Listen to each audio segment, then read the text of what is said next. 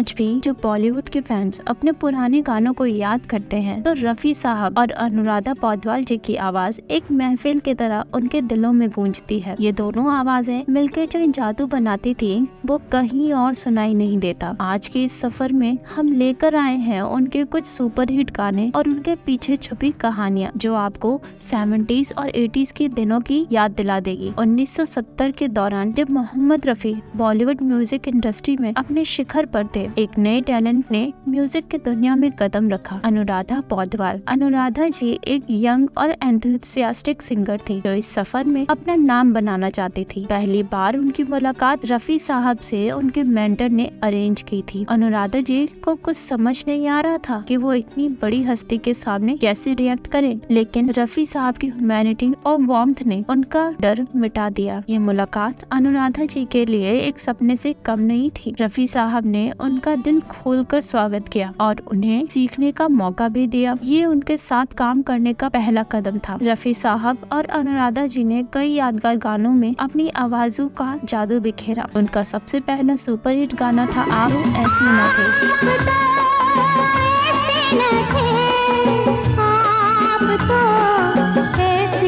जबरदस्त हिट बना। इस गाने की रिकॉर्डिंग एक खास तजुर्बा था जिसमें दोनों सिंगर्स ने अपने दर्द और प्यार को अपनी आवाजों में उतारा। इस गाने को रिकॉर्ड करते वक्त स्टूडियो में इतनी गहरी खामोशी थी कि सिर्फ इन दोनों के सुर ही गूंज रहे थे। रफी साहब अपनी आवाज को एक नया मोड़ देते थे और अनुराधा जी उनके साथ उस सुर को मिलाती थी। स्टूडियो में सभी लोग इनकी केमिस्ट्री और टाइमिंग को देखते रह गए। अनुराधा पौडवाल जी कहती हैं कि रफी साहब के साथ काम करने उनके लिए एक लाइफ चेंजिंग एक्सपीरियंस था। वो कहती हैं कि रफी साहब एक कंप्लीट परफेक्शनिस्ट थे। गाने की हर लाइन, हर सुर को वो पूरे दिल से गाते थे और छोटी से छोटी गलती को भी सही करते थे। रफी साहब के साथ काम करते हुए अनुराधा जी ने उनसे सीखा कि कैसे एक गाने में इमोशंस भरना चाहिए और कैसे आवाज के साथ दिल से कनेक्ट करना चाहिए। ये तजुर्बा उनके लिए प्राइसलेस रहा। अनुराधा पौडवाल के लिए बॉलीवुड इंडस्ट्री में एक अपनी अलग पहचान बनाना आसान नहीं था। उनके सामने कई एस्टैब्लिश्ड फीमेल सिंगर्स थी। रफी साहब के साथ गाना सिर्फ एक मौका नहीं था, ये उनके लिए अपनी पहचान बनाने का एक पावरफुल स्टेप था। ये इंडस्ट्री में अपना नाम बनाने का एक टफ चैलेंज था,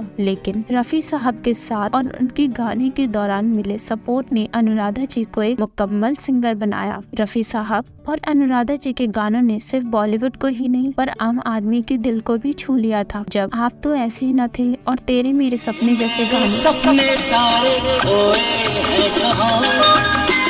रेडियो पर बजे तो फैंस कैसे उनके सुरों में खो गए ये देखने लायक था। ये गाने लोगों के दिल में एक खास जगह बना चुके थे। हर किसी की यादों में ये गाने उनके पर्सनल कहानियों का हिस्सा बन गए थे। आज भी रफी साहब और अनुराधा जी के गाने बॉलीवुड की एक अमर विरासत है। इनका म्यूजिक सिर्फ एंटरटेनमेंट नहीं, एक कला है जो हर जनरेशन के लोगों के दिल को छू गया था। बॉलीवुड में जो मैजिक इन दोनों ने अपने सुरों से बनाया था वो आज भी वैसा ही ताज़ा है जैसे पहला हुआ करता था। ये गाने हमेशा के लिए बॉलीवुड और हमारे दिलों में जिंदा रहेंगे। अगर आपको ये कहानी पसंद आई हो और आप बॉलीवुड की और भी ऊंची नीची कहानियाँ और गानों के पीछे के राज जानना चाहते हैं तो हमारे चैनल को सब्सक्राइब करिए, हमसे जुड़े रहिए और अपने फेवरेट रफी साहब और अनुराधा जी के गानों को कमेंट्स में जरूर मेंशन कीजिए।